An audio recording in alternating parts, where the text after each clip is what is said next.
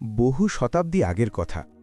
আরবের এক জনশূন্য এলাকায় একটি বস্তি ছিল, যার একেবারে শেষ প্রান্তে ছিল একটি জরাজীর্ণ ঘর। আর সেই ঘরের দরজায় যেন কেয়ামতের দৃশ্য তৈরি হয়েছিল। বস্তির সবচেয়ে পরিশ্রমী অথচ হতভাগ্য পাথর ভাঙা শ্রমিক হামিদ নিজের চৌকাঠে দাঁড়িয়ে কাঁপছিল, আর তার স্ত্রী জরিনা কোনো ক্ষুধার্ত বাঘিনীর মতো গর্জন করছিল। তার কণ্ঠে এত ঘৃণা ছিল যে সেখান দিয়ে বয়ে যাওয়া বাতাসও যেন থেমে গিয়েছিল। সে হামিদকে বলছিল, বেরিয়ে যাও আমার জীবন থেকে, অপয়া মানুষ। তোমার এই ছেঁড়া পোশাক আর তোমার এই দুর্ভাগ্যের কারণে আমার যৌবন উই পোকার মতো শেষ হয়ে গেছে। হামিদ তার পুরনো ও ছেঁড়া চাদরটি বুকে জড়িয়ে ধরল এবং কাপা কাপা গলায় বলল, জরিনা, অল্লাহর দোহাই, দয়া করো। বাইরে বালুর ভয়ানক ঝড় উঠতে চলেছে, আর রাতও ঘনিয়ে এসেছে। এই বুড়ো বয়সে আমি কোথায় যাব? কিন্তু জরিনার চোখে যেন রক্ত নেমে এসেছিল। সে হামিদের হাত থেকে সেই কোদালটি ছিনিয়ে নিল, যা দিয়ে সে সারা দিন পাহাড় ভেঙে কয়েকটা কয়েন রোজগার করত, আর সেটাকে দূরে বালুর মধ্যে ছুঁড়ে ফেলে চিৎকার করে উঠল, যদি আজ তুমি এই ঘর থেকে না বেরো, তবে আমি নিজের গায়ে আগুন লাগিয়ে দেব। আমার তোমার মতো কাপুরুষ আর ফকির স্বামী চাই না, যে দুবেলা রুটির জন্য পাহাড়ের বুকও চিরতে পারে না। হামিদের বৃদ্ধ চোখ থেকে অসহায়ত্বের অশ্রু গড়িয়ে পড়ল। সে এক নজর সেই ঘরটির দিকে তাকালো, যা সে নিজের রক্ত ঘাম দিয়ে বানিয়েছিল, আর তারপর নিজের একমাত্র সম্পদ অর্থাৎ তার বিশ্বস্ত কুকুর সেরার দিকে তাকালো, যে এক কোণে বসে জরিনার চিৎকার শুনে গড়গড় করছিল। সেরা কোনো সাধারণ কুকুর ছিল না, সে ছিল একটি বন্য নেকড়ের জাত, যাকে হামিদ ছোটবেলায় মরুভূমিতে মৃত্যুর হাত থেকে বাঁচিয়েছিল, আর তখন থেকেই সে হামিদের ছায়ার মতো হয়ে গিয়েছিল। জরিনা আরেকবার চিৎকার করে বলল, দূর হয়ে যাও, আর নিজের এই জানোয়ারটাকেও সাথে নিয়ে যাও, নইলে আমি একে বিষ খাইয়ে দেব। হামিদ বুঝতে পারল যে এখন এই ঘরে তার জন্য আর কোনো জায়গা অবশিষ্ট নেই। মানুষের হৃদয় যখন পাথর হয়ে যায়, তখন পাহাড়ের পাথরও তার কাছে নরম মনে হয়। হামিদ আকাশের দিকে তাকালো এবং গভীর দুঃখের সাথে বলল, হে আমার রব, যদি তোমার এটাই ইচ্ছা হয়, তবে আমি রাজি। কিন্তু আমার ধৈর্যের এত কঠিন পরীক্ষা নিও না যে আমার ঈমান টলমল করে। সে নীরবে তার ভাঙা কোদালটি তুলল, নিজের পুরনো পানির মশক কাঁধে ঝোলালো এবং সেরাকে ইশারা করল। তারা দুজন সেই ঘর থেকে এমনভাবে বেরোল যেন কোনো মৃতদেহ থেকে প্রাণ বেরিয়ে যায়। বাইরে মরুভূমিতে সন্ধ্যার ছায়া ঘন হয়ে এসেছিল এবং দূরের দিগন্তে একটি কালো ঝড়ের পূর্বাভাস দেখা যাচ্ছিল। বস্তির লোকজন যখন হামিদকে এই অবস্থায় যেতে দেখল, তখন কেউ তাকে থামানোর কষ্টটুকুও করল না, কারণ গরিবের কোনো বন্ধু থাকে না, আর পড়ে যাওয়া মানুষকে সবাই হোঁচটি মারে। হামিদ হাঁটতে লাগল। তার পা ভারী ছিল, কিন্তু তার হৃদয় ছিল তার চেয়েও বেশি ভারী। সে বস্তি থেকে অনেক দূরে চলে এলো, যেখানে মানুষের বসতি শেষ হয়ে যায় আর জিন পরীর গল্প শুরু হয়। একে বলা হতো কালো উপত্যকা, যেখানে লোকেরা দিনের বেলাতেও যেতে ভয় পেত। কিন্তু যার হারানোর মতো কিছু নেই, তার আবার অন্ধকারের কি ভয়। হামিদ একটি উঁচু টিলার ওপর উঠল এবং ক্লান্ত হয়ে চূর্ণ বিচূর্ণ হয়ে বালুর ওপর বসে পড়ল। সেরা তার পায়ের কাছে শুয়ে পড়ল এবং নিজের জিভ দিয়ে হামিদের আহত হাতগুলি চাটতে লাগল। হামিদ সেরার মাথায় হাত বুলিয়ে দিল আর ধরা গলায় বলল, হে অবলা সঙ্গী, দেখ, আজ মানুষ মানুষকে দূরে ঠেলে দিয়েছে, কিন্তু তুই জানোয়ার হয়েও বিশ্বস্ততা পালন করছিস। হয়তো ঈশ্বর বিশ্বস্ততার পুরো ভাণ্ডার তোর বুকেই রেখে দিয়েছেন, আর মানুষকে কেবল স্বার্থের পুতুল বানিয়েছেন। রাত গভীর হল এবং ঝড় তার আসল রূপ দেখাতে শুরু করল। প্রবল বাতাস বালুর ঘূর্ণি তৈরি করে উড়াতে লাগল। মনে হচ্ছিল যেন মরুভূমি চিৎকার করছে। হামিদ বাঁচার জন্য এদিক ওদিক তাকাল। কাছেই সে একটি পুরনো ও জনশূন্য ধ্বংসস্তূপের কাঠামো দেখতে পেল, যা হয়তো শত শত বছর আগে কোনো বাদশাহর দুর্গ ছিল, কিন্তু এখন তা কেবল বাদুর আর সাপের বাড়ি। হামিদ সেরাকে সাথে নিল এবং সেই ধ্বংসস্তূপের দিকে এগোল, যাতে মাথা গোঁজার কোনো জায়গা পাওয়া যায়।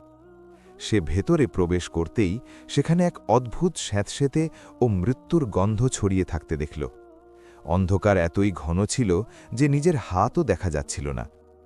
হামিদ নিজের কোমর থেকে চকমকি পাথর বের করল এবং সামান্য শুকনো ঘাস জড়ো করে আগুন জ্বালানোর চেষ্টা করল। অনেক কষ্টে একটি ছোট্ট স্ফুলিঙ্গ জ্বলে উঠল এবং আগুন ধরে গেল। সেই মৃদু আলোয় হামিদ দেখতে পেল যে সে একটি বড় হলরুমে আছে, যার ছাদ ধসে পড়েছে এবং দেওয়ালগুলো কালো হয়ে গেছে। সে এক কোণে গুটিসুটি মেরে বসে পড়ল।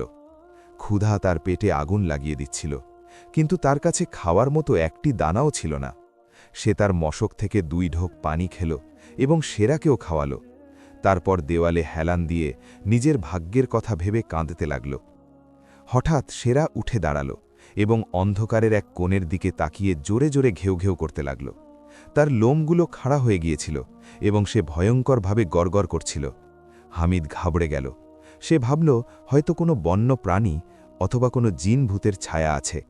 সে সেরাকে শান্ত করার চেষ্টা করল, কিন্তু সেরা সেই কোণের দিকে ছুটে গেল এবং সেখানকার মাটি নিজের থাবা দিয়ে খুঁড়তে লাগল।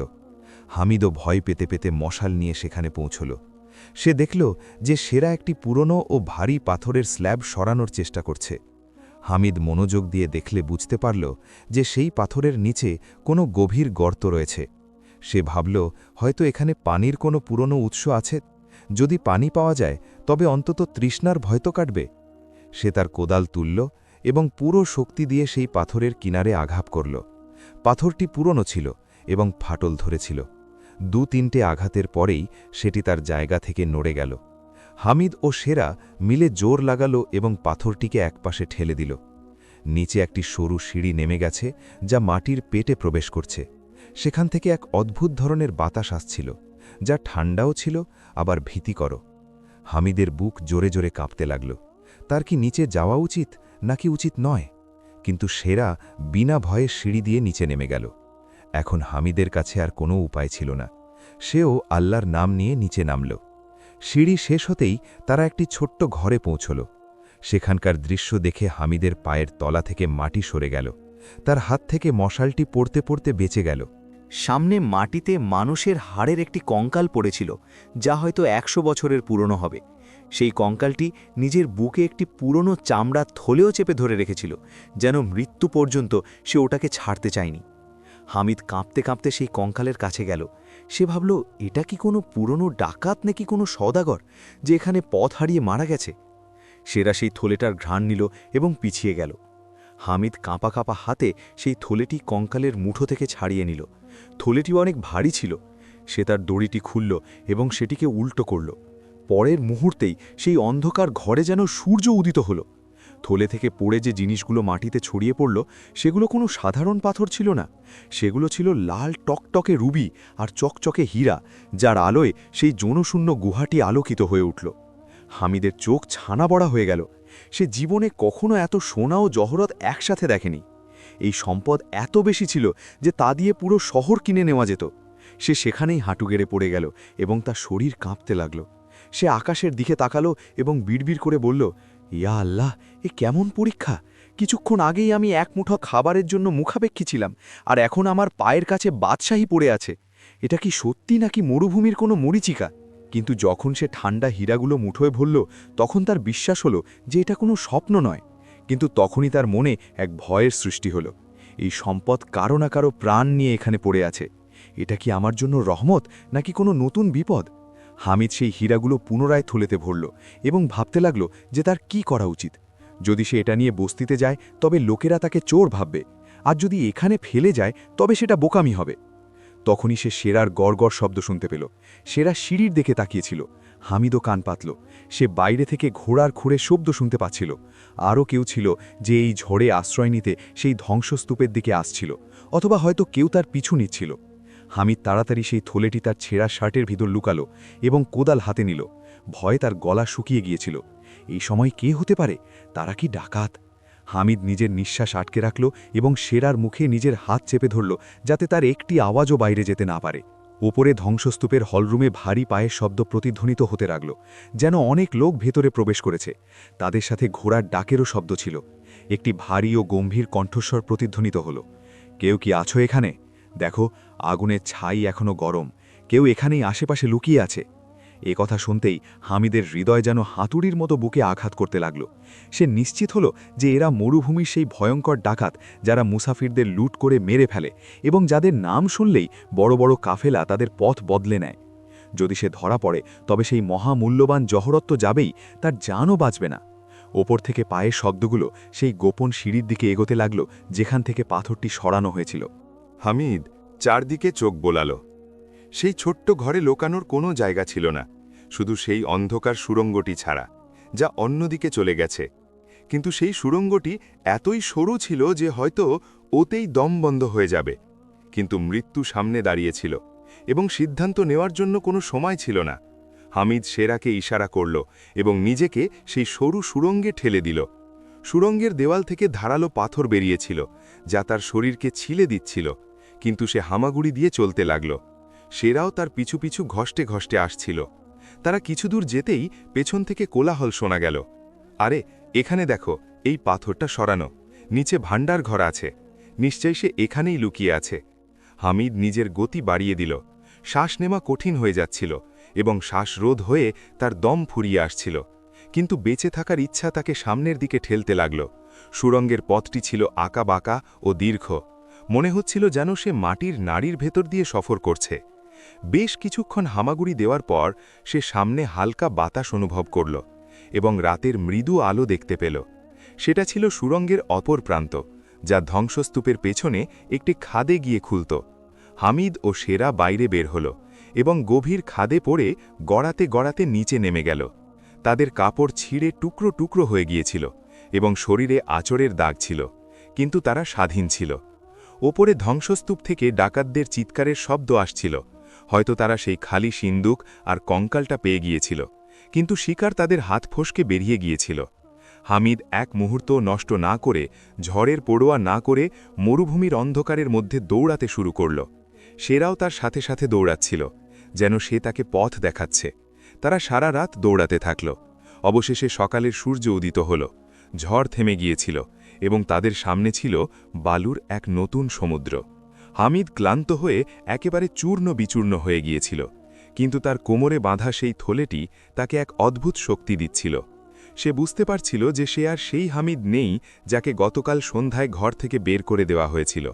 এখন সে এমন এক গুপ্তধনের মালিক যার কাছে বাদশাহদের মতো সম্পদ আছে, কিন্তু সে এটাও জানত যে এই সম্পদ যদি প্রকাশ হয়ে যায় তবে সেটাই তার প্রাণের শত্রু হয়ে দাঁড়াবে। সে সিদ্ধান্ত নিল যে সে তার পুরনো বস্তির দিকে আর ফিরে যাবে না, যেখানে তার অমর্যাদা হয়েছিল। সে দুনিয়ার নজর থেকে দূরে এক নতুন জীবন শুরু করবে। কয়েকদিনের সফরের পর ক্ষুধা ও তৃষ্ণায় নিস্তেজ হয়ে সে একটি বড় শহরের কাছে পৌঁছল, যার নাম ছিল সুলতানপুর। এই শহরটি ছিল ব্যবসার কেন্দ্র, আর এখানে হাজার হাজার অচেনা মানুষ যাতায়াত করত। শহরে প্রবেশ করার আগে হামিদ একটি নির্জন গোরস্থান খুঁজল এবং সেখানে একটি পুরনো কবরের কাছে গর্ত খুঁড়ল। সে সেই থলেটি বের করল এবং তা থেকে কেবল 2টি ছোট হিরে বের করে বাকি পুরো গুপ্তধন সেখানেই পুঁতে দিল। সে মাটির ওপর হাত রেখে কসম খেল যে যতক্ষণ না সে নিজের পায়ে দাঁড়াতে পারছে এবং যতক্ষণ না তার বিশ্বাস হচ্ছে যে সে এই সম্পদ সামলাতে পারবে, ততক্ষণ সে এই গোপন কথা গোপনই রাখবে। সে সেরার মাথায় হাত রেখে বলল, সাক্ষী থাকিস আমার বন্ধু, আজ থেকে আমি ধনী হয়েও গরিব থাকব, যাতে দুনিয়া আমাকে আমার সম্পদ দিয়ে নয় বরং আমার চরিত্র দিয়ে চেনে। হামিদ শহরে প্রবেশ করল। তার অবস্থা কোনো ভিখারির চেয়ে কম ছিল না। লোকেরা তাকে অবজ্ঞার দৃষ্টিতে দেখছিল, কিন্তু তার চোখে এক অদ্ভুত শান্তি ছিল যা আগে কখনো ছিল না। সে প্রথমেই ওই 2টি হীরা বিক্রি করার কথা ভাবল না, কারণ একজন জীর্ণশীর্ণ মানুষের কাছে হীরা দেখলে লোকেরা তাকে চোরই ভাববে। সে কঠোর পরিশ্রম শুরু করল। সে সারা দিন বাজারে ভারী বস্তা বইত, কুলি হিসাবে কাজ করত, আর রাতে মসজিদের আঙিনায় বা কোনো দোকানের বারান্দায় ঘুমাত। সেরা সারা রাত জেগে তাকে পাহারা দিত। ধীরে ধীরে হামিদ নিজের সততা ও পরিশ্রমে বাজারের লোকেদের মন জয় করতে শুরু করল। সে কম কথা বলতো, কিন্তু যখন বলতো সত্য বলতো। কখনো কারো এক পয়সাও হারাম খেত না। কিছু সময় পার হওয়ার পর যখন সে সামান্য টাকা জমালো, তখন সে অন্য একটি শহরে সফর করল এবং সেখানে গিয়ে নিজের পরিচয় লুকিয়ে একটি ছোট হীরা বিক্রি করল। সেই হীরার দাম এতটাই ছিল যে সে সারা জীবন বসে বসে খেতে পারত। কিন্তু হামিদ ফিরে এসে সুলতানপুরের বাজারে একটি ছোট্ট দোকান ভাড়া নিল। সে খেজুর ও আতরের ব্যবসা শুরু করল। সে তার দোকানটিকে খুব সাদামাটা রেখেছিল, কিন্তু তার মাল ছিল সবচেয়ে উন্নত মানের। সে নিজের কিছু নিয়ম বানালো যে সে ওজনে কম দেবে না, মিথ্যা বলবে না এবং কোনো নিরুপায় মানুষের কাছ থেকে বেশি মুনাফা নেবে না। তার দোকানে ধীরে ধীরে ভিড় বাড়তে লাগল। লোকেরা বলতো যে এই বুড়ো আতরওয়ালার কাছে যে শান্তি পাওয়া যায় তা গোটা শহরের আর কোথাও পাওয়া যায় না। হামিদ এখনও সেই সাদামাটাভাবেই থাকত। সে শুকনো রুটি খেত এবং সেই পুরনো ছেঁড়া কাপড়ই পরত, কিন্তু তার হৃদয়ে ছিল এক বাদশাহী। রাতের নীরবতায় যখন পুরো শহর ঘুমিয়ে পড়ত, তখন হামিদ নিজের বিশ্বস্ত সেরাকে নিয়ে সেই গোরস্থানে যেত এবং নিজের আমানত দেখে আসত। সেই সম্পদ তাকে কখনো অহংকারী করত না, বরং তাকে মনে করিয়ে দিত যে আল্লাহ তাকে কোন অবস্থা থেকে বের করে কোথায় পৌঁছে দিয়েছেন। সময়ের চাকা ঘুরতে লাগল এবং হামিদের খ্যাতি সুলতানপুর থেকে বেরিয়ে আশেপাশের এলাকাগুলোতেও ছড়িয়ে পড়তে লাগল। লোকেরা তাকে বাবা হামিদ নামে ডাকতে লাগল। বড় বড় সওদাগররা তার কাছে পরামর্শ নিতে আসত, কারণ তার কথার মধ্যে যে জ্ঞান ও বুদ্ধিমত্তা ছিল তা অন্য কারো মধ্যে ছিল না। কিন্তু হামিদের চোখে সবসময় একটি খোঁজ থাকত। হয়তো তার অতীতের কোনো ভয় ছিল, অথবা হয়তো সেই নারীর স্মৃতি যে তাকে দূর দূর করে তাড়িয়েছিল। তার ব্যবসা এখন এতই বড় হল যে সে শহরের ঠিক মাঝখানে একটি বড় অট্টালিকা কিনেছিল, কিন্তু সে সেই অট্টালিকায় থাকার পরিবর্তে সেটিকে এতিম শিশুদের জন্য একটি মাদ্রাসা বানিয়ে দিল, আর নিজে সেই দোকানের পেছনে থাকা একটি ছোট ঘরেই থাকতে লাগল।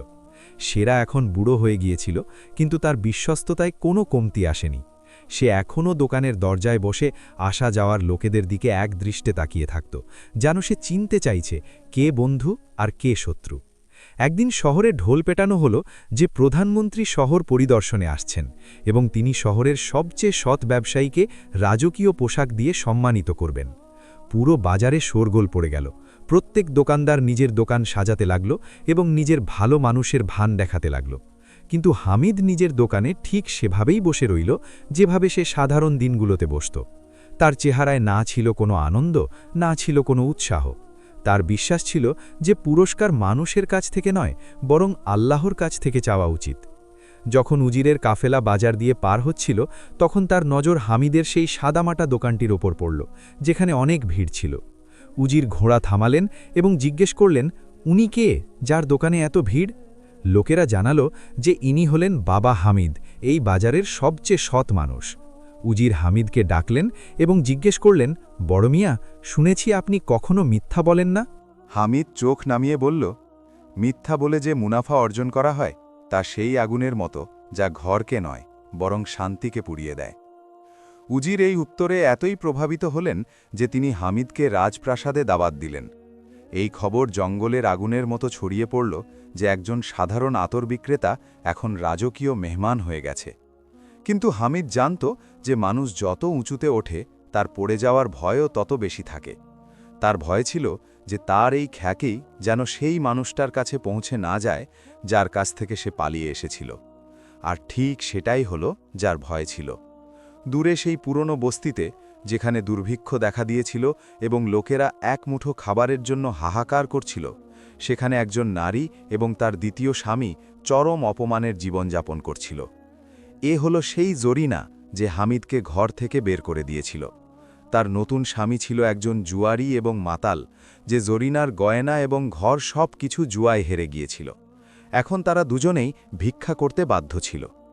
একদিন কোনো এক মুসাফির তাদের বস্তিতে সুলতানপুরের সেই পুণ্যবান বাবা হামিদের কথা উল্লেখ করল। মুসাফির জানালো যে ওই আতরওয়ালা তার কুকুরকে খুব ভালোবাসে এবং তার নাম সেরা।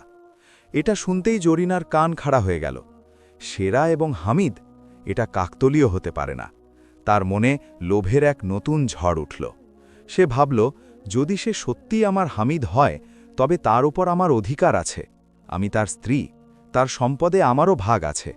সে তার মাতাল স্বামীকে সব জানালো এবং দুজনেই সুলতানপুরে যাওয়ার সিদ্ধান্ত নিল। একদিকে হামিদ নিজের সততা ও পুণ্যের দুনিয়া তৈরি করে ফেলেছিল, আর অন্যদিকে তার অন্ধকার অতীত তার দিকে ধেয়ে আসছিল। এমন এক ঝড় আসতে চলেছিল যা হামিদের ধৈর্য ও তার নীতিবোধের ভিত্তি নাড়িয়ে দেওয়ার মতো ছিল। হামিদ কি নিজের পরিচয় লুকাতে পারবে, নাকি জরিনার লোভ তার তিলে তিলে গড়া সম্মানকে ধুলোয় মিশিয়ে দেবে? ওদিকে হামিদও কিছুদিন ধরে অদ্ভুত সব স্বপ্ন দেখছিল। তার মনে হচ্ছিল যেন মরুভূমির সেই বাতাস আবার তার দরজায় কড়া নাড়ছে। এক রাতে যখন সে তাহাজ্জুদের নামাজ পড়ে বসেছিল, তখন সেরা হঠাৎ উঠে দরজার দিকে গেল এবং জোরে জোরে ঘেউ ঘেউ করতে লাগল, যেন কোনো অচেনা ছায়া সেখানে উপস্থিত। হামিদ দরজা খুলল। কিন্তু বাইরে কেউ ছিল না। সেখানে ছিল কেবল নীরবতা এবং দূরের গলিগুলোতে কুকুরের ঘেউ ঘেউ শব্দ। হামিদ একটি দীর্ঘ নিঃশ্বাস ফেলল এবং দরজা বন্ধ করে খিল লাগিয়ে দিল। কিন্তু তার মন সাক্ষ্য দিচ্ছিল যে কোনো নতুন বড় বিপদ আসতে চলেছে। সেই রাতে তার আর ঘুম হল না।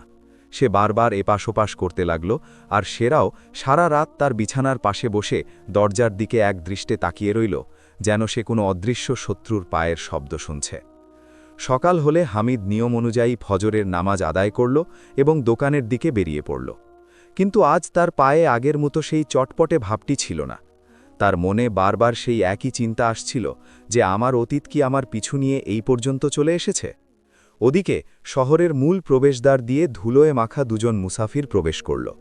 তারা অন্য কেউ নয়, বরং জরিনা এবং তার মাতাল স্বামী জব্বার। তাদের অবস্থা ছিল অত্যন্ত করুণ। কাপড় ছেঁড়াফাটা ছিল এবং চেহারায় ক্ষুধা ও লোভের ছায়া ছিল।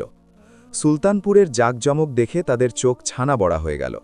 জব্বার তার ময়লা পাগড়িটা ঠিক করল এবং জরিনার কানে ফিসফিস করে বলল, যদি তোর কথা সত্যি হয় এবং ওই আতরবালা সত্যিই তোর ওই ফকির স্বামী হয়, তবে বুঝে নে যে আমাদের ভাগ্যের তারা আজ জ্বলে উঠেছে। আমরা তাকে নিংড়ে নেব এবং তার সমস্ত সম্পদ আমাদের নামে লিখিয়ে নেব। জরিনা ঘৃণার সাথে থুথু ফেলে বলল, আমার বিশ্বাস সেই ওই লোক। তার ওই অপয়া চেহারা আমি কখনো ভুলতে পারব না। কিন্তু আমি অবাক হচ্ছি যে ওই অকেজো মানুষটার কাছে এত বুদ্ধি কোথা থেকে এলো যে সে এত বড় ব্যবসায়ী হয়ে গেল। নিশ্চয়ই সে কোনো চুরি করেছে অথবা কারো সম্পদ আত্মসাৎ করেছে। তারা দুজন লোকজনকে জিজ্ঞেস করতে করতে বাজারের ঠিক মাঝখানে পৌঁছাল, যেখানে বাবা হামিদের দোকান ছিল। সেখানকার দৃশ্য দেখে জরিনার পায়ের তলা থেকে মাটি সরে গেল। সে দেখল যে একটি বিশাল ও সুন্দর দোকান, যেখান থেকে মহামূল্যবান আতরের সুবাস আসছে। আর দোকানের ভেতরে মসনদের ওপর সাদা পোশাকে একজন বয়স্ক মানুষ বসে আছেন, যার চেহারায় অদ্ভুত এক আলো এবং শান্তি। সে হামিদই ছিল, কিন্তু সেই হামিদ নয় যাকে সে ধাক্কা মেরে বের করে দিয়েছিল। এ যেন অন্য কোনো মানুষ মনে হচ্ছিল, যার সামনে শহরের বড় বড় লোকেরা সম্মানের সাথে মাথা নিচু করে কথা বলছিল। জরিনার চোখে ঈর্ষার আগুন জ্বলে উঠল। সে হিংসায় পাগল হয়ে গেল যে পুরুষটিকে সে মাটির স্তূপ ভেবেছিল সে আজ সোনার পাহাড় হয়ে গেছে। জব্বার লোভাতুর দৃষ্টিতে দোকানের ক্যাশ বক্সের দিকে তাকাল, যেখানে সোনা ও রূপার মুদ্রা ঝনঝন করছিল। সে জরিনার হাত চেপে ধরে বলল, আজ তো লটারি লেগে গেল বেগম, এবার দেখ আমার কেরামতি, আমি কিভাবে এই বুড়োটাকে ভয় দেখিয়ে এর সব কিছু কেড়ে নিই। কিন্তু জরিনা তাকে থামালো এবং বলল, না, এখন নয়, প্রচুর ভিড় আছে। যদি আমরা এখন শোরগোল করি তবে লোকেরাই আমাদের মারবে। আমাদের রাতের জন্য অপেক্ষা করতে হবে। যখন সে একা থাকবে তখন আমরা তাকে চেপে ধরব। তারা দুজন বাজারের এক কোণে লুকিয়ে হামিদের ওপর নজর রাখতে লাগল। সারা দিন ধরে তারা দেখতে লাগল যে কিভাবে হামিদ মানুষের সাথে নম্র আচরণ করে, কিভাবে সে গরিবদের বিনামূল্যে ওষুধ ও খাবার দেয়। প্রতিটি মুহূর্ত পার হওয়ার সাথে সাথে জরিনার রাগ এবং জব্বারের লোভ বেড়েই চলছিল। সন্ধে গড়িয়ে এলো এবং বাজার বন্ধ হতে শুরু করল। হামিদ নিজের দোকান বন্ধ করল এবং সেরাকে সাথে নিয়ে নিজের বাড়ির দিকে হাঁটা দিল, যা দোকানের পেছনের গলিতে একটি পুরনো ভবনে ছিল। রাতের অন্ধকার গাঢ় হয়ে এসেছিল এবং গলিগুলো ছিল জনশূন্য। হামিদ নিজের মনে হাঁটছিল, কিন্তু সেরা বারবার পেছনে ঘুরে তাকাচ্ছিল এবং গড়গড় করছিল। হামিদ বুঝতে পারল যে কোনো ছায়া তার পিছু নিয়েছে। সে তার হাঁটার গতি বাড়িয়ে দিল, কিন্তু সে দৌড়তে চাইল না, কারণ চোরেরা দৌড়ায়, আর সে কোনো চোর ছিল না। সে তার বাড়িতে পৌঁছাল এবং যে মুহূর্তে সে তালায় চাবি লাগাল, পেছন থেকে একটি ভারী ও অশুভ কণ্ঠস্বর ভেসে এলো, আসসালামু আলাইকুম ফকির মোহাম্মদ, নাকি এখন তোমাকে বাবা হামিদ বলবো? হামিদের হাত থেমে গেল। এই সেই কণ্ঠস্বর তার অতীতের সেই ভয়ঙ্কর সত্যের, যাকে সে তালাবদ্ধ করে রেখেছিল। সে ধীরে ধীরে ঘুরে তাকাল। সামনে অন্ধকারে দুটি ছায়া দাঁড়িয়েছিল, জব্বার এবং জরিনা। জব্বারের হাতে একটি লম্বা খঞ্জর চকচক করছিল, আর জরিনার চেহারায় ছিল এক শয়তানি হাসি। হামিদ শান্তভাবে জিজ্ঞেস করল, তোমরা কারা এবং কি চাও? জরিনা সামনে এগিয়ে এলো এবং বলল, এত তাড়াতাড়ি ভুলে গেলে আমার প্রাণের স্বামী? আমি তোমার সেই স্ত্রী যাকে তুমি ওই ভাঙা ঘরে ফেলে এসেছিলে। দেখ, আমি চলে এসেছি তোমার কাছে, তোমার একাকিত্ব দূর করতে। হামিদ গভীর দৃষ্টিতে তার দিকে তাকালো এবং বলল, সেই হামিদ মারা গেছে যাকে তুমি চিনতে, আর সেই সম্পর্ক ওই দিনই শেষ হয়ে গেছে যেদিন তুমি আমাকে অপমান করে বের করে দিয়েছিলে। এখন আমার দরজায় তোমার জন্য কোনো জায়গা নেই, যাও এখান থেকে, এর আগে যে আমি লোক জড়ো করি। জব্বার হাসল এবং নিজের খঞ্জর দিয়ে বাতাসে আঘাত করতে করতে বলল, শোরগোল করলে আমরা সবাইকে বলে দেব যে তুমি একজন পলাতক যে নিজের স্ত্রীকে অসহায় অবস্থায় ছেড়ে এসেছে, আর এটাও বলে দেব যে তোমার কাছে যে সম্পদ আছে তা নিশ্চয়ই চুরির। তা না হলে একজন পাথর ভাঙা শ্রমিকের কাছে এত টাকা কোথা থেকে এলো? বলো, কোনো উত্তর আছে?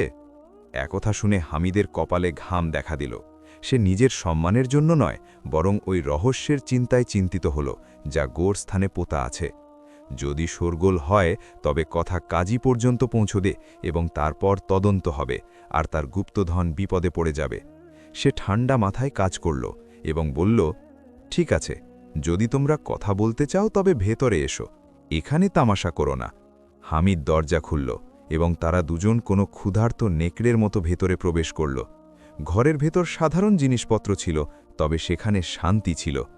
জব্বার ভেতরে ঢুকেই জিনিসপত্র হাতড়াতে শুরু করল, আর জরিনা একটি ভাঙা চেয়ারে বসে হুকুম দেওয়ার ভঙ্গিতে বলল, তো এবার বলো আমার প্রিয় স্বামী, এত সম্পদ কোথা থেকে জমা করলে, আর আমার ভাগের সোনা কোথায়? সেরাকে শান্ত থাকার ইশারা করল, যে কিনা জব্বারের ঘাড় কামড়ে ধরার জন্য অস্থির হয়ে উঠছিল। হামিদ বলল, আমার কাছে যা কিছু আছে তা আমার পরিশ্রম এবং আল্লাহর রহমত, আর এতে হারামের একটি দানাও নেই। তোমরা ভুল ধারণার শিকার হচ্ছ। জব্বার টেবিলে ঘুষি মারল এবং চিৎকার করে উঠল, আমাদের গল্প শুনিও না বুড়ো, আমরা জানি যে তুই কোথাও ডাকাতি করেছিস অথবা কোনো গুপ্তধন হাতে পেয়েছিস। এখন চুপচাপ আমাদের ৫,০০০ স্বর্ণমুদ্রা দিয়ে দে, নইলে কাল সকালে পুরো শহর জানবে যে বাবা হামিদ আসলে একজন চোর। হামিদ চুপ রইল। সে জানত যে যদি সে এদের একবার প্রশ্রয় দেয় তবে এরা বারবার আসবে, এদের পেট কখনো ভরবে না। সে একটি সিদ্ধান্ত নিল। সে বলল, আমার বাড়িতে এত টাকা নেই, আমার সমস্ত মাল গুডাউনে আছে, আমাকে সময় দাও, আমি ব্যবস্থা করব। জরিনা ধূর্ত দৃষ্টিতে তাকালো এবং বলল, আমাদের বোকা ভেব না, আমরা এখানেই থাকব, এই ঘরেই। যতক্ষণ না টাকা পাচ্ছি আমরা কোত্থাও যাব না। আর সাবধান, যদি তুই কোনো চালাকি করিস তবে এই কুকুরটা আর তুই দুজনেই মারা যাবি। হামিদ মাথা নিচু করল, যেন সে হার মেনে নিয়েছে, কিন্তু তার মাথায় একটি পরিকল্পনা তৈরি হচ্ছিল। সে বলল, ঠিক আছে, তোমরা ওপরের ঘরে বিশ্রাম নাও, আমি নিচে ঘুমাবো, সকালে কথা বলবো। জব্বার এবং জরিনা একে অপরের দিকে তাকালো এবং জয়ের আনন্দে হাসল। তাদের মনে হলো যে হামিদ ভয় পেয়েছে। তারা দুজন ওপরের ঘরে চলে গেল এবং দরজা বন্ধ করে দিল। হামিদ নিজের বিছানায় বসে রইল। সেরা তার পায়ের কাছে মাথা রেখে শুয়েছিল। হামিদের চোখে ঘুম ছিল না। সে জানত যে এই বিপদ এখন টলার নয়। এরা দুজন জোকের মতো, যারা তার রক্ত চুষেই ছাড়বে। সে আস্তে করে সেরার কানে ফিসফিস করে বলল, আমার বন্ধু, সময় এসে গেছে আমাদের আমানতকে বাঁচানোর এবং এই নোংরামিকে আমাদের জীবন থেকে পরিষ্কার করার। মাঝরাতে যখন ওপর থেকে নাক ডাকার শব্দ আসতে লাগল, হামিদ চুপচাপ তার পুরনো কোদালটি তুলে নিল, যা সে এক কোণে লুকিয়ে রেখেছিল। তারপর সে বাড়ির পেছনের দরজা দিয়ে বাইরে বেরিয়ে গেল। সেরা তার সাথেই ছিল। বাইরে ঘুটঘুটে অন্ধকার। হামিদের পা গোরস্থানের দিকে এগোচ্ছিল। তার ভয় হচ্ছিল যে জব্বার হয়তো তার উপর নজরদারি করছে, কিন্তু তাকে এই কাজটা আজই করতে হবে। তাকে ওই গুপ্তধন সেখান থেকে বের করতে হবে, কারণ যদি তারা দুজন বেশি দিন এখানে থাকে তবে তাদের নজর ওই গোরস্থান পর্যন্ত অবশ্যই যাবে। হামিদ গোরস্থানে পৌঁছালো এবং সে পুরনো কবরটির কাছে গেল। সে তাড়াতাড়ি মাটি সরাতে শুরু করল। তার বুক জোরে জোরে কাঁপছিল। প্রতিটি পদশব্দে তার মনে হচ্ছিল যে জব্বার তার পেছনে দাঁড়িয়ে আছে। অবশেষে তার কোদালটি সেই থলেটিতে আঘাত করল। সে স্বস্তির নিঃশ্বাস ফেলল এবং থলেটি বের করে আনল। হীরার চমক অন্ধকারের মধ্যেও দেখা যাচ্ছিল। সে থলেটিকে বুকে জড়িয়ে ধরল এবং মাটি আবার সমান করে দিল। এখন তার কাছে গুপ্তধন ছিল, কিন্তু এবার বিপদ আরও বেড়ে গিয়েছিল। সেই গুপ্তধন কোথায় লুকাবে? যদি সে বাড়িতে নিয়ে যায় তবে জব্বার কেড়ে নেবে, আর যদি দোকানে নিয়ে যায় তবে সেখানেও তা নিরাপদ নয়। তখনই তার মাথায় একটি বুদ্ধি এলো। শহরের বাইরে একটি পুরনো ও পবিত্র দরগা ছিল, যেখানে একজন বুজুর্গ থাকতেন। তার নাম ছিল সুফি জালাল। তিনি দুনিয়াদি লোভ থেকে দূরে থাকতেন। হামিদ ভাবল যে এটাই সেই জায়গা যেখানে আমানত সুরক্ষিত থাকতে পারে। সে দ্রুত পায়ে শহরের সীমানার দিকে ছুটল। রাতের অন্ধকারে একজন মানুষ, একটি কুকুর এবং এক অমূল্য গুপ্তধন সফর করছিল। আর অন্যদিকে বাড়িতে জরিনার ঘুম ভেঙে গেল। তার তৃষ্ণা পেয়েছিল। সে নিচে পানি পান করতে এলো।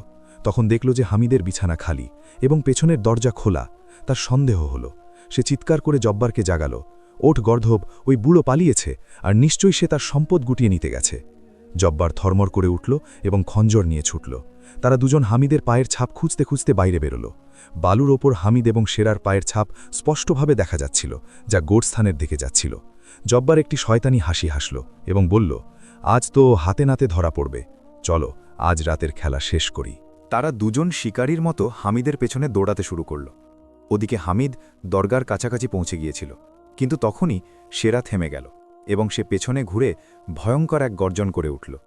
হামিদ ঘুরে তাকালো এবং দেখল যে দূরের অন্ধকারে দুটি ছায়া দ্রুত বেগে তার দিকে আসছে। হামিদ বুঝতে পারল যে মৃত্যু তার পিছু নিয়েছে। এখন তার কাছে পালানোর আর কোনো পথ নেই।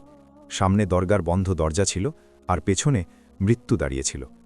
হামিদ থলেটি শেরার মুখে দিল এবং হুকুম করল, শেরা, যাও, এটা নিয়ে যাও এবং সুফি বাবার কাছে দিয়ে এসো, পালাও। শেরা হামিদের দিকে তাকালো। সে তার মালিককে ছেড়ে যেতে চাইছিল না, কিন্তু হামিদ চিৎকার করে বলল, আমার কসম তোকে, পালাও শেরা। শেরা একটি যন্ত্রণাদায়ক শব্দ করল এবং থলেটি মুখে চেপে ধরে দেয়াল টপকে পার হয়ে গেল। আর ঠিক সেই মুহূর্তেই জব্বার এবং জরিনা সেখানে পৌঁছে গেল। জব্বারের শ্বাস ফুলে উঠছিল। সে খঞ্জরটি হামিদের ঘাড়ে রাখল এবং গড়গড় করে বলল, মাল কোথায় বুড়ো? ওই থলেটি কোথায়, যা তোর কুকুরের মুখে ছিল? হামিদ শান্তভাবে হেসে বলল, সেখানে পৌঁছে গেছে যেখানে তার থাকার কথা। এখন তোমরা আমার জান নিতে পারো, কিন্তু আমার ঈমান নিতে পারবে না। জব্বার গাগে উন্মত্ত হয়ে খঞ্জর তুলল এবং হামিদের উপর আঘাত করতে যাবে, এমন সময় হঠাৎ এক জোরালো কণ্ঠস্বর ভেসে এলো, থেমে যাও। এই কণ্ঠস্বর এতই গম্ভীর ছিল যে জব্বারের হাত বাতাসেই জমে গেল। সেই কণ্ঠস্বর কোনো কামানের গর্জন ছিল না, বরং আত্মায় কাঁপন ধরানো এক ভারী ও প্রভাবশালী আওয়াজ ছিল, যা মরুভূমির সেই নীরবতাকে চিড়ে ফেলেছিল। জব্বারের পুরো শরীর কাঁপতে লাগল এবং তার হাত থেকে সেই চকচকে খঞ্জরটি ছিটকে বালুর উপর পড়ে গেল, যেন কেউ তার কবজি ভেঙে দিয়েছে। সামনে দরগার ভারী কাঠের দরজা ধীরে ধীরে খুলে গেল এবং তার পেছন থেকে একটি মৃদু আলো বাইরে এলো। আলোর সেই বৃত্তের মধ্যে একজন বয়স্ক মানুষ দাঁড়িয়েছিলেন। তিনি দীর্ঘদেহী, সাদা দাড়ি বুক পর্যন্ত ছড়িয়ে আছে এবং চেহারায় এমন এক আধ্যাত্মিক দীপ্তি যে কোনো পাপী চোখ তার দিকে তাকাতে পারবে না। তিনি ছিলেন এই এলাকার সবচেয়ে বড় দরবেশ, হযরত সুফি জালাল, যার দোয়ায় মানুষের ভাগ্য বদলে যেত। তিনি এক হাতে একটি লণ্ঠন ধরেছিলেন এবং অন্য হাতটি বাতাসে তোলা ছিল। তার দৃষ্টি সোজা জব্বারের চেহারার দিকে নিবদ্ধ ছিল, যেন তিনি তার অন্তরের অন্ধকার মাপছেন। সুফি জালাল মেঘমন্দ্র স্বরে বললেন, হে হতভাগ্য মানুষ, তুই ঈশ্বরের ঘরের চৌকাঠে রক্ত ঝরাতে এসেছিস? তোর কি নিজের মৃত্যুর ভয় নেই, নাকি তুই ভেবেছিস যে অন্ধকারে তোর পাপ কেউ দেখছে না? জব্বার তোতলাতে লাগল এবং পিছিয়ে গেল। তার গলা শুকিয়ে গিয়েছিল, কিন্তু জরিনা, যে কিনা শয়তানের শিষ্যা ছিল, সে সাহস করে এগিয়ে এলো এবং মিথ্যা চোখের পানি ফেলে বলল, বাবা, আমরা তো মাজলুম। এই বুড়ো হামিদ আমাদের চাকর ছিল। সে আমাদের বাড়ি থেকে চুরি করেছে এবং আমাদের বংশগত সম্পদ নিয়ে পালিয়েছে। আমরা তো কেবল আমাদের অধিকার চাইছি। এ কথা শুনে সুফি জালালের চেহারায় এক তাচ্ছিল্যের হাসি ফুটে উঠল। তিনি শেরার দিকে ইশারা করলেন, যে তার পায়ের কাছে বসেছিল এবং সেই চামড়ার থলেটি তার থাবার মাঝে সুরক্ষিত রেখেছিল। সুফি বললেন, চুপ কর, হে ধূর্ত নারী। যদি সে চোর হতো তবে এই অবলা প্রাণীটি এর পাহারা দিত না, আর যদি তোরা সত্যবাদী হতিস তবে তোদের চেহারায় লোভের জায়গায় আলো থাকত। প্রাণী মানুষের স্বভাব চিনতে পারে, আর আমি ঈশ্বরের কৃপায় মানুষের উদ্দেশ্য বুঝতে পারি। এই সম্পদ যার খোঁজে তোরা আছিস তা এরও নয় এবং তোদেরও নয়। এটা তো একটা পরীক্ষা যা ঈশ্বর পাঠিয়েছেন। জব্বার দেখল যে গুপ্তধন শেরার কাছেই আছে। তার চোখে আবারও লোভ জেগে উঠল। সে ভাবল যে এই বুড়ো ফকির একা, আমি একে ধাক্কা দিয়ে মাল ছিনিয়ে নিতে পারি। সে যেই এগিয়ে যাওয়ার চেষ্টা করল, অন্ধকার থেকে 10-12টি সুঠাম ছায়া বেরিয়ে এলো। এরা ছিল দরগাহর খাদেম, যাদের হাতে ছিল জ্বলন্ত মশাল এবং মোটা লাঠি। তারা চোখের পলকে জব্বার এবং জরিনাকে ঘিরে ফেলল। এবার পাশা উল্টে গিয়েছিল। জব্বার, যে কিছুক্ষণ আগেও বাঘ বনেছিল, সে এখন শেয়ালের মতো লেজ গুটিয়ে দাঁড়িয়েছিল। সুফি জালাল হামিদের কাঁধে হাত রাখলেন এবং বললেন, ওঠো হামিদ, আল্লাহ তোমার সম্মান রক্ষা করেছেন। তারপর তিনি জব্বারের দিকে তাকিয়ে বললেন, বেরিয়ে যায় এখান থেকে, এর আগে যে মাটি তোর পাপের ভারে ফেটে যায়। আর মনে রাখিস, যদি তুই দ্বিতীয়বার এই সৎ মানুষটির দিকে চোখ তুলেও তাকাস, তবে তোর এমন পরিণতি হবে যে তোর বংশধরেরাও পানাহ চাইবে। জব্বার এবং জরিনা নিজেদের প্রাণ বাঁচানোতেই মঙ্গল দেখল। তারা দুজন সেখান থেকে এমনভাবে পালালো যেন তাদের পেছনে মৃত্যুর ফেরেশতা তাড়া করছে। তারা মরুভূমির অন্ধকারে মিলিয়ে গেল, কিন্তু তাদের অন্তরে যে আগুন জ্বলছিল তা নেভেনি, বরং আরও দাউ দাউ করে জ্বলে উঠেছিল, অপমান ও ব্যর্থতার আগুন। সুফি জালাল হামিদ এবং সেরাকে নিয়ে দরগাহর ভেতরে এলেন। সেখানে এক অদ্ভুত ধরনের প্রশান্তি ছিল। বাতাসে লোবানের সুগন্ধ ভাসছিল এবং কোরআন তেলাওয়াতের মৃদু আওয়াজ আসছিল। হামিদ, যে এতক্ষণ ঘোরের মধ্যে ছিল, সে হাউমাউ করে কেঁদে উঠল। সে সুফি জালালের পা জড়িয়ে ধরে বলল, বাবা, আমি চোর নই, আমি কসম করে বলছি, এই গুপ্তধন আমি মরুভূমির এক ধ্বংসস্তূপে পেয়েছিলাম। আমি এটি নিজের জন্য রাখিনি, শুধু একে পাহারা দিচ্ছিলাম। আমার ভয় ছিল যে এটি কোনো ভুল হাতে না পড়ে যায়। সুফি জালাল তাকে তুললেন এবং পানি খাওয়ালেন। তিনি বললেন, আমি জানি হামিদ, যদি তোমার মনে চোর থাকত তবে তুমি এটি নিয়ে কবেই পালিয়ে যেতে। কিন্তু বাবা, মনে রেখো, সোনা সাপের মতো হয়। যদি একে সিন্ধুকে বন্দি করে রাখো তবে এটি তোমাকেই ছোবল মারবে। একে খরচ করো, একে আল্লাহর রাস্তায় লাগিয়ে দাও, এর আগে যে এটি তোমার জন্য বিপদের কারণ হয়ে দাঁড়ায়। এই গুপ্তধন তোমার পরীক্ষা। যদি তুমি এতে সফল হও তবে দুনিয়া এবং আখিরাত উভয়ই সুন্দর হবে, আর যদি ব্যর্থ হও তবে এই সম্পদই তোমার ধ্বংসের কারণ হবে। হামিদ জিজ্ঞেস করল, বাবা, এখন আমি কি করব? ওরা ফিরে আসবে, ওরা আমাকে শান্তিতে বাঁচতে দেবে না। সুফি জালাল নিজের দাড়িতে হাত বোলালেন এবং গভীর চিন্তায় ডুবে গেলেন। তারপর বললেন, ওরা শয়তান, আর শয়তান এত সহজে হার মানে না। ওরা এখন শক্তি নয়, বরং ছলনার আশ্রয় নেবে। তোমাকে সতর্ক থাকতে হবে। আগামীকাল সকালে তুমি এই গুপ্তধন নিয়ে শহরের কাজীর কাছে যাবে না, বরং সরাসরি প্রধানমন্ত্রীর কাছে যাবে এবং পুরো সত্য বলে দেবে। সত্য লুকিয়ে রাখাও কখনো কখনো মিথ্যার সমান হয়ে যায়। যাও, সকালের অপেক্ষা করো, আল্লাহ চাইলে ভালোই হবে। সেই রাত হামিদ দরগাতেই কাটাল। সেরা তার পাশেই ঘুমিয়ে রইল, কিন্তু হামিদের চোখে ঘুম ছিল না। সে ভাবছিল কাল কি হবে। ওদিকে শহরের একটি অন্ধকার ও নোংরা সরাইখানায় জব্বার আর জরিনা বসেছিল। জরিনার মুখ রাগে লাল হয়েছিল। সে এক নাগিনীর মতো ফোঁস করছিল। এত ধন সম্পদ আমাদের চোখের সামনে ছিল, আর ওই বুড়ো ফকির মাঝখানে এসে পড়ল। আমি ওই দরগা জ্বালিয়ে দেব, আমি ওই হামিদকে ধ্বংস করে দেব। জব্বার মদের একটি ঢোক গিলল এবং টেবিলে ঘুষি মেরে বলল, শক্তি দিয়ে কাজ হবে না জরিনা। ওই দরবেশ খুব শক্তিশালী, তার মুরিদরা আমাদের কাঁচা চিবিয়ে খাবে। আমাদের বুদ্ধি দিয়ে খেলতে হবে, আমাদের আইনের আশ্রয় নিতে হবে। জরিনা অবাক হয়ে জিজ্ঞেস করল, আইন? কিন্তু আমরা তো নিজেরাই ডাকাত, আইন আমাদের সাহায্য কেন করবে? জব্বার এক জঘন্য হাসি হেসে বলল, কারণ আইন প্রমাণ চায়, সত্য নয়। আমরা কাল সকালেই শহরের কোতোয়ালের কাছে যাব এবং অভিযোগ করব যে হামিদ আমাদের সাথে সফর করেছিল এবং রাতে ঘুমানোর সময় আমাদের বংশীগত গয়না চুরি করে পালিয়েছে। আমাদের কাছে কোনো প্রমাণ নেই, তবে আমরা সাক্ষী কিনে নেব। এই শহরে পয়সা ছড়ালে সাক্ষী দেবার লোকের অভাব হয় না। আর তারপর ওই উজির, যে তাকে পুরস্কার দিয়েছিল, সে যখন জানবে যে ওই সৎ ব্যবসায়ী আসলে একজন চোর, তখন সে নিজেই তাকে ফাঁসিতে ঝোলাবে। জরিনার চোখ চকচক করে উঠল। সে বলল, বাহ, কি চাল! হামিদের সততাই তার ফাঁসির দড়ি হবে। সকাল হতেই যখন আজানের শব্দ প্রতিধ্বনিত হচ্ছিল, তখন সুলতানপুরে এক নতুন ষড়যন্ত্র রচিত হচ্ছিল। জব্বার তার জমানো টাকা দিয়ে সরাইখানার দুজন গুন্ডায় টাকা দিয়ে সাক্ষী বানিয়ে নিল এবং ছেঁড়া পোশাক পরে কাঁদতে কাঁদতে কোতোয়ালিতে পৌঁছল। কোতোয়াল ছিল এক ঘুষখোর ও জালিম মানুষ, যার নাম ছিল শের খান। জব্বার তার পায়ের কাছে পড়ে আকুতি জানাল, হুজুর, আমরা লুটে গেছি, ধ্বংস হয়ে গেছি। ওই প্রতারক আতরওয়ালা আমাদের পথে বসিয়েছে। শের খান যখন শুনল যে বাবা হামিদের উপর অভিযোগ, তখন সে চমকে উঠল, কারণ পুরো শহরে হামিদের সম্মান ছিল।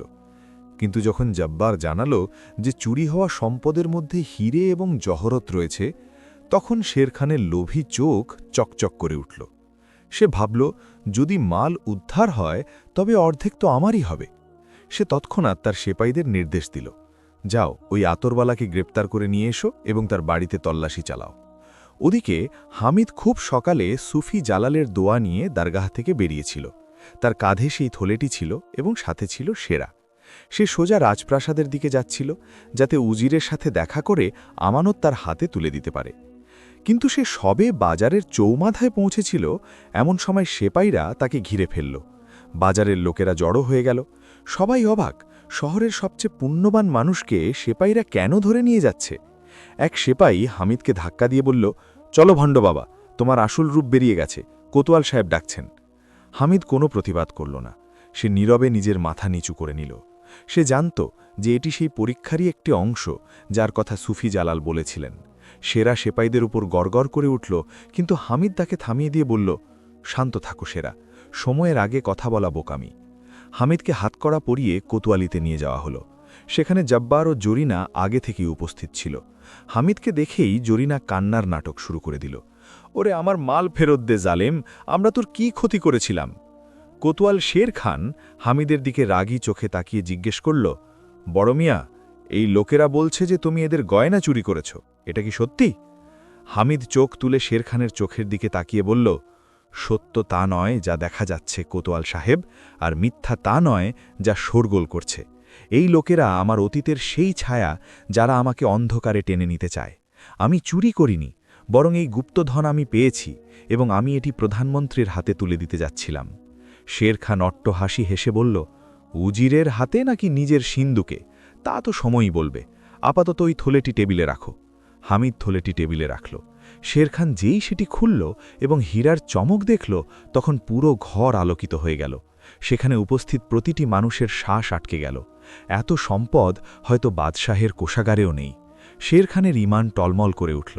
সে ভাবল, যদি আমি হামিদকে চোর সাব্যস্ত করি এবং এই দুই ভরিয়াদিকে ভয় দেখিয়ে তাড়িয়ে দিই, তবে এই পুরো সম্পদ আমার হতে পারে। সে হামিদের দিকে এক ভয়ঙ্কর দৃষ্টিতে তাকাল এবং সেপাইকে বলল, একে অন্ধকার প্রকোষ্ঠে ঢোকাও। এর ওপর রাজকীয় কোষাগার চুরির মামলা চলবে, আর এই দুই সাক্ষীকেও নজরবন্দি রাখো, যাতে সাক্ষ্য দেওয়ার সময় কাজে আসে। হামিদকে অন্ধকার প্রকোষ্ঠে ঠেলে দেওয়া হল। সেরা কোতোয়ালির বাইরে বসে আকাশের দিকে মুখ করে এক করুণ স্বরে কাঁদতে লাগল, যেন সে আল্লাহর কাছে ন্যায় বিচার চাইছে। হামিদ অন্ধকারে বসেছিল, কিন্তু তার হৃদয় ছিল আলোকিত। তার বিশ্বাস ছিল যে মিথ্যার কোনো পা নেই এবং তা বেশি দূর এগোতে পারে না। কিন্তু তার এই নীরবতা এমন এক ভূমিকম্পকে আমন্ত্রণ জানাচ্ছিল, যা সুলতানপুরের শাসন ব্যবস্থাকে কাঁপিয়ে দেবে। কারণ ওই হীরাগুলো কোনো সাধারণ পাথর ছিল না, বরং সেগুলো ছিল সালতানাতের সেই হারিয়ে যাওয়া মুকুটের অংশ, যা 50 বছর আগে এক যুদ্ধের সময় মরুভূমিতে হারিয়ে গিয়েছিল এবং যার উপর রাজকীয় মোহর লাগানো ছিল। কোতোয়াল শের খান নিজের কামরায় বসে সেই হীরাগুলোই দেখছিল। হঠাৎ বাইরে বিউগুল বেজে উঠল এবং ঘোড়ার পায়ের শব্দে মাটি কেঁপে উঠল। এটি প্রধানমন্ত্রীর কাফেলা ছিল না, বরং স্বয়ং সময়কার সুলতান নিজের সৈন্যবাহিনী নিয়ে কোতোয়ালির বাইলে দাঁড়িয়েছিলেন।